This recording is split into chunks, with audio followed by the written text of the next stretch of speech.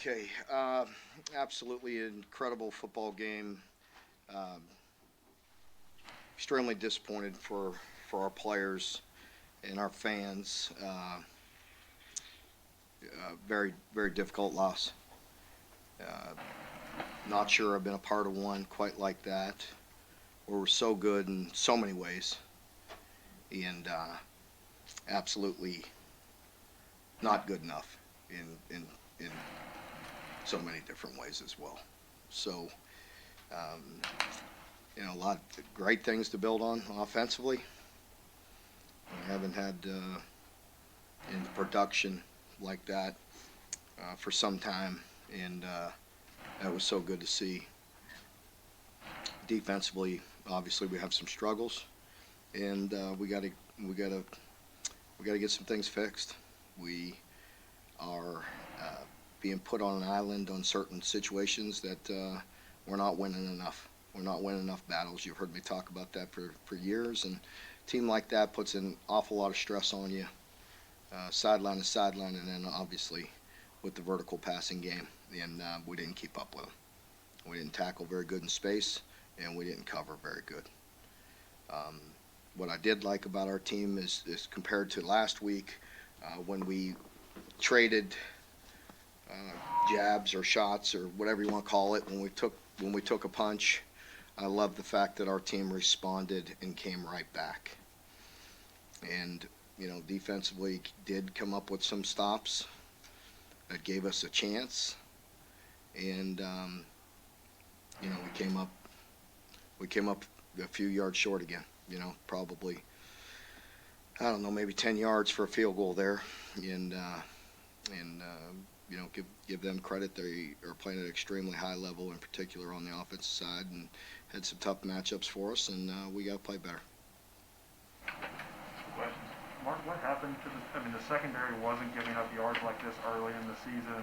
I know you all have had injuries on defense, but what exactly is behind that group these last years? Yeah, I think it's a variety of things. I think with some of the defensive linemen going down, and with being thin and inexperienced. Again, no excuses. I mean, we will coach better, and they'll play better. And as I told the team, we've been a part of so many games where we've played so good on one side of the ball, maybe defensively, and just come up a little bit short on the other side.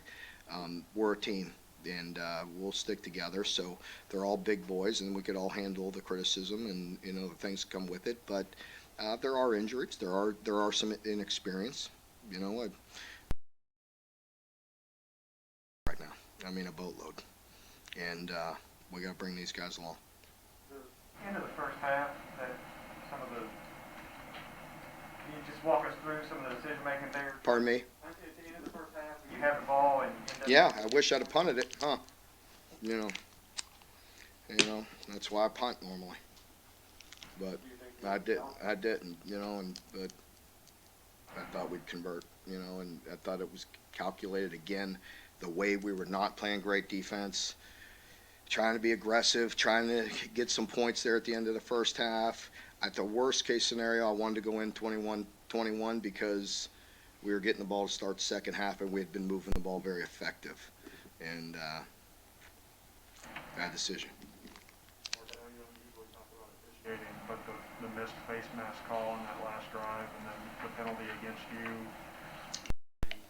Yeah, really. Well, number one, I don't want to say anything about the missed call or any call, whether it was a missed call or not.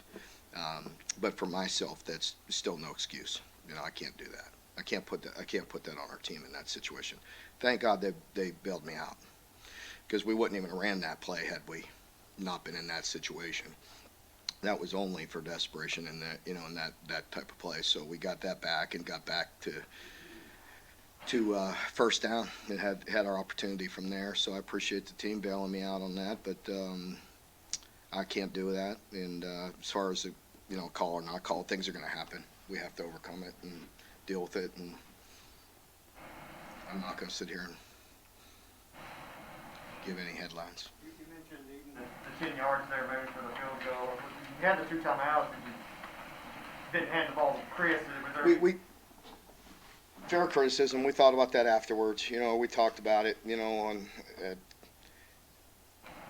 once if we were converting, if we converted that third or fourth, we were going to go to. We talked about trying to split a run there. Woulda, coulda, shoulda. We Lamb called a really good game and offensively played really well in a lot of ways. There's a lot of crazy stats on the box score, 99 plays, 600 yards. What was the first thing that jumped out? Yeah, I mean, I think it was obvious, during the game, time of possession was kind of meaningless because we weren't getting stops, and then when we did get a stop or two, we got to be good enough to go down and score right there at the end, and we were close. We were close. We were really close to getting it, finishing it off, and I love the way our team fought back on those. Cummings had some big catches, including that fourth and long. What do you think this kind of does for his development? I'd hope for all, the entire offense that, continue to grow and have confidence from this. And, just a really good game. I mean, Will threw some exceptional passes. Guys were making competitive catches. And we had them off balance, which is what you're looking for, that balance we've been talking about, and being able to run, being physical in the run game, and then throwing the ball. And so there's a lot of good things, a lot to build on, and we'll keep on working at it. How much of the defensive struggles were caused by Tennessee's tempo? I think it's definitely a factor. With that, the way they go so fast that it's extremely difficult to get any type of different style, different calls in, and it goes so fast that you really got to be. You really got to be lined up, locked in, and getting the calls, and then executing them. But then you have to win. You have to win because they have good balance as well. They're gonna run it and run it effectively, but then put you in those one-on-one situations outside. And again, I knew they were gonna hit some, but we have to win some more. We have to win our fair share of one-on-ones.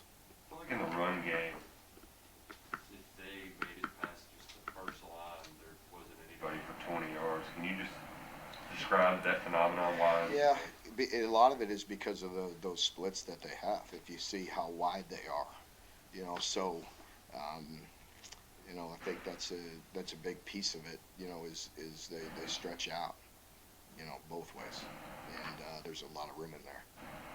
It's like Will did it a time or two to them, today, and it's even, I guess, more exaggerated against that style. That makes sense. You know what I mean? Once you're all cleared out and, you cover the shots, got you covered, and then you split them, and there is some room in there. The quarterback, and when you have a quarterback run game or just him making plays with his legs, it's tough. This venue has treated you guys well, obviously, this year. Another great crowd here tonight. What is it about this game against Tennessee that seems to, kind of deliver these big moments and really get the fan base going? Well, it was, we were trying to really deliver for them and have a great win, from a great game. It really was a great game, and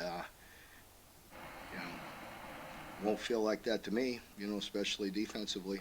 But we came up short, and again, you have to give them credit, and we have to play better and do some things better. I know you like Will's competitiveness, but do you get concerned with him going to the air so many times, jumping, and kind of leaving himself vulnerable? Well, I think he has a pretty good feel for that and is fairly calculated. I mean, it's a physical game. I appreciate the way he lays it on the line for his team, and he really did some impressive things today with his legs and his arm. What took him so long to get out of halftime? Looked like Bohm being hit right doing that. Yeah, there's a little issue he was dealing with, injury, and so he was able to come out.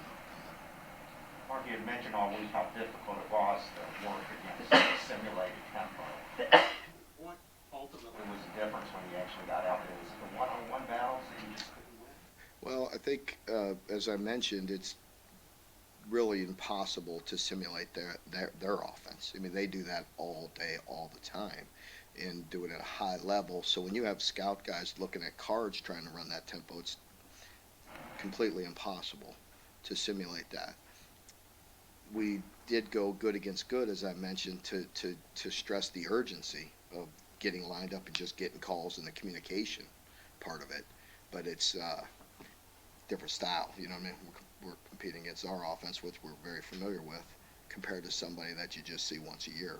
So, yeah, I think the tempo is definitely a challenge, and I think the one-on-one matchups were a challenge. We missed tackles. The first play of the game was just a simple bubble screen, but it's so wide out there. I mean, you got one guy completely free. I mean, we just got to make a tackle, and we got to again. Certain teams, certain matchups, certain things are harder. I gotta bring these young guys along in the secondary. We gotta recruit. We gotta bring some guys in that can help us too. You told us not to worry about Chris. He rebounded nicely. He did it all season. Yeah, exactly. And and the same with Will. I mean, there's going to be ups and downs, and so it's tough. Look around our league, and we're competing, we're fighting, like a lot of people. It's tough. And those guys are really good players, and we have a lot of confidence in them. And Chris bounced back and had a great game, and had some very physical runs in there, and same with Will. All right, folks, thank you very much.